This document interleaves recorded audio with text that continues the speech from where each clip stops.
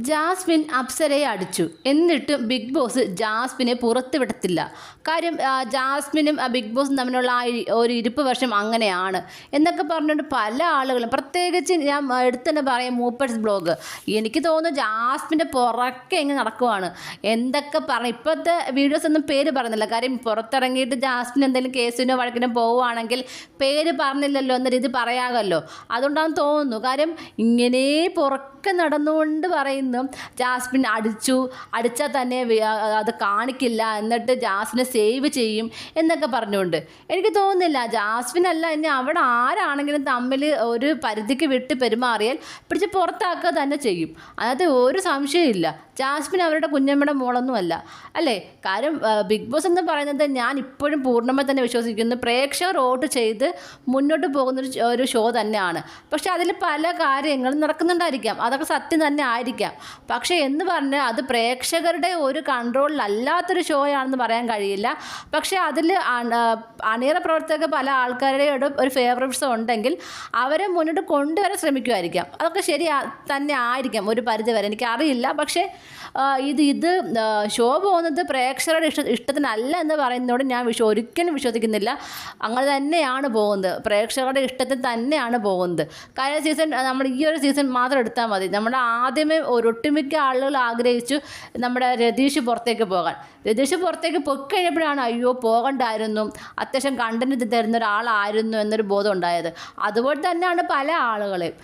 നമ്മൾ പുറത്തേക്ക് പോയി കഴിയുമ്പോൾ പറയും അടിപൊളി കണ്ടന്റ് തന്നുകൊണ്ടിരുന്നതായിരുന്നു, നെഗറ്റീവ് ആയാലും പോസിറ്റീവ് ആയാലും എന്ന് പറയും. അതുപോലെ തന്നെ എനിക്ക് മനസ്സിലായ മറ്റൊരു കാര്യം എന്ന് പറയുന്നത്, ഈ ബിഗ് ബോസ് വീഡിയോ ചെയ്യുന്ന ഭൂരിഭാഗം ആളുകളും ഇതിനൊരു മുതലെടുപ്പ് നടത്തുന്നുണ്ട്. അതായത് ജാസ്മിൻ എന്ന് പറയുമ്പോൾ തന്നെ ഇതിനൊരു ഒരു വീഡിയോയ്ക്ക് വ്യൂസ് കൂടുന്നുണ്ട്. എന്തൊക്കെ പറഞ്ഞാലും ജാസ്മിൻ എന്ന പേര് വരുമ്പോൾ അത് നെഗറ്റീവോ പോസിറ്റീവോ എന്തായാലും ആ ഒരു വീഡിയോയ്ക്ക് വ്യൂസ് ഉണ്ട്, അത് എല്ലാവർക്കും അറിയാം. അതുകൊണ്ട് തന്നെ വെറുതെ പോയാലും ജാസ്മിൻ എന്ന് പറഞ്ഞൊരു കണ്ടൻറ് അവിടെ കാണും തംബ്നെയിൽ. പക്ഷെ പറയുന്ന വേറെ വല്ലതും ആയിരിക്കും, പക്ഷെ കൊടുക്കുന്ന തംബ്നെയിൽ എന്തെങ്കിലും ഒരു ജാസ്മിൻ്റെ പേര് കാണും. അതുപോലെ തന്നെ എനിക്ക് പറയാനുള്ള കാര്യം എന്ന് പറഞ്ഞാൽ, ഇപ്പം നമ്മുടെ സീസൺ 2 രജിത് സാറ് പോയപ്പോൾ പൊട്ടിക്കരഞ്ഞ ഒരു വ്യക്തിയുണ്ട്. ആ വ്യക്തി ഇപ്പോഴും ജാസ്മിനെ കുറിച്ചാണ് ബഹുഭൂരിഭാഗവും നെഗറ്റീവ് പറയുന്നത്. ജിൻഡപ്പിനെ കുറിച്ച് എനിക്ക് പോസിറ്റീവ് പറയുകയും ചെയ്യും. കുറച്ചൊക്കെ പ്രേക്ഷകരെ പറ്റിക്കാൻ വേണ്ടി എവിടെയെങ്കിലുമൊക്കെ നെഗറ്റീവ് പറയുമെങ്കിലും ജിൻഡപ്പൻ ചെയ്യുന്നതെല്ലാം പോസിറ്റീവ് ആയിട്ടാണ് പറയുന്നത്. കാര്യം എന്താണ്, ഈ പറഞ്ഞ രജിത് സാറിൻ്റെ ശിഷ്യനാണ്. അപ്പം രജിത് സാറോട്ടുള്ള ഒരു അടുപ്പം വെച്ചിട്ട് എന്തായാലും ജിൻഡപ്പനെ പൊക്കിയേ പറയത്തുള്ളൂ. അത് തെറ്റ് പറഞ്ഞാൽ തെറ്റെന്ന് തന്നെ പറയണം, ശരിയാണെങ്കിൽ ശരിയെന്ന് പറയണം. അതാണ് യഥാർത്ഥ റിവ്യൂവർ ചെയ്യേണ്ടത്. എന്തായാലും ഇവരാരും ആഗ്രഹിച്ച പോലെ തന്നെ ജാസ്മിന് നമ്മുടെ അപ്സരയുമായിട്ടൊരു വലിയ അടിയൊന്നും നടന്നിട്ടില്ല. വഴക്കുണ്ടായിട്ടുണ്ട്, വാഗ്വാദങ്ങൾ ഏർപ്പെട്ടിട്ടുണ്ട്. പക്ഷേ ഈ പറഞ്ഞ കയ്യാങ്കളിലൊന്നും ഇതുവരെ പോയിട്ടില്ല. ലൈവിൽ ഇതുവരെ അടിയൊന്നും നടന്നിട്ടില്ല. ഈ വഴക്ക് കഴിഞ്ഞു, ടാസ്ക് കഴിഞ്ഞിരിക്കുകയാണ്. ടാസ്കും കഴിഞ്ഞിരിക്കുകയാണ്. അപ്പം ഇതിനിടയ്ക്ക് ഒരു വഴക്കും വക്കാനൊന്നും നടന്ന പോലെ എനിക്ക് തോന്നുന്നില്ല. ആദ്യം ഇവർ അഭിപ്രായ വ്യത്യാസം ഉണ്ടായി.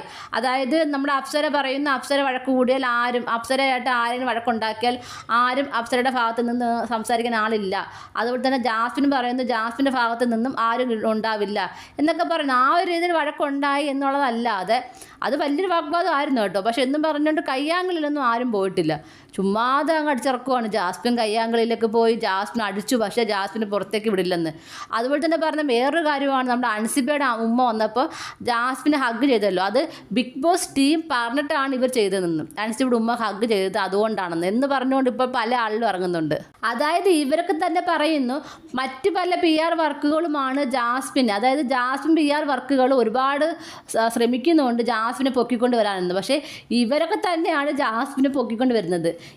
ഏതിനും ജാസ്മിന് പേരാണ് പറയുന്നത്. എവിടെ പോയാലും ഇവർക്ക് ഒരു വീഡിയോ ചെയ്യണമെങ്കിൽ, ആരുടെങ്കിലും കാര്യം പറയണമെങ്കിൽ തംബ്നെയിൽ ഇവർക്ക് ജാസ്മിൻ എന്ന് പറഞ്ഞൊരു കണ്ടന്റ് വേണം. അല്ലാതെ ഇവർക്ക് ഒരു പരിപാടിയില്ല. എന്നിട്ട് പറയും ജാസ്മിനെ പൊക്കിക്കൊണ്ടുവരാൻ ശ്രമിക്കുന്നത് ബിഗ് ബോസ് ആണെന്ന്. പക്ഷേ എനിക്ക് തോന്നുന്നു ഈ അന്തം PR വർക്കുകൾ, അതായത് ഇപ്പം മറ്റ് പലർക്കും വേണ്ടിയിട്ട് വർക്ക് ചെയ്യുന്ന PR വർക്ക് ചെയ്യുന്ന ആളുകൾ തന്നെയാണ് ജാസ്മിനെ പൊക്കിക്കൊണ്ട് വരുന്നത്.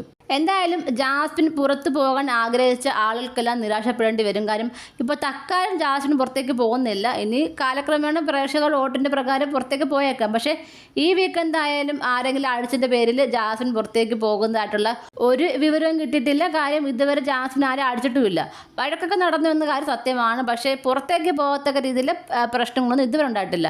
എന്തായാലും പ്രേക്ഷകർ, അതായത് ഈ ജാസ്മിൻ പുറത്തേക്ക് പോകാൻ ആഗ്രഹിക്കുന്ന കുറേ PR പ്രേക്ഷകർ ആഗ്രഹിക്കുന്ന പോലെ എന്തെങ്കിലും നടക്കുവാണെങ്കിൽ ഞാൻ അപ്ഡേറ്റ് ചെയ്യുന്നതായിരിക്കും. നിങ്ങൾ അതുവരെ സമാധാനപ്പെട്ടിരിക്കും കേട്ടോ. ഇതിനെക്കുറിച്ച് നിങ്ങൾക്ക് എന്താണ് തോന്നുന്നത്? നിങ്ങളുടെ അഭിപ്രായം താഴെ കമൻറ്റ് ബോക്സിൽ മറക്കാതെ രേഖപ്പെടുത്തണം. കൂടുതൽ ലൈവ് അപ്ഡേഷനുമായിട്ട് ഉടനെ വരുന്നതായിരിക്കും.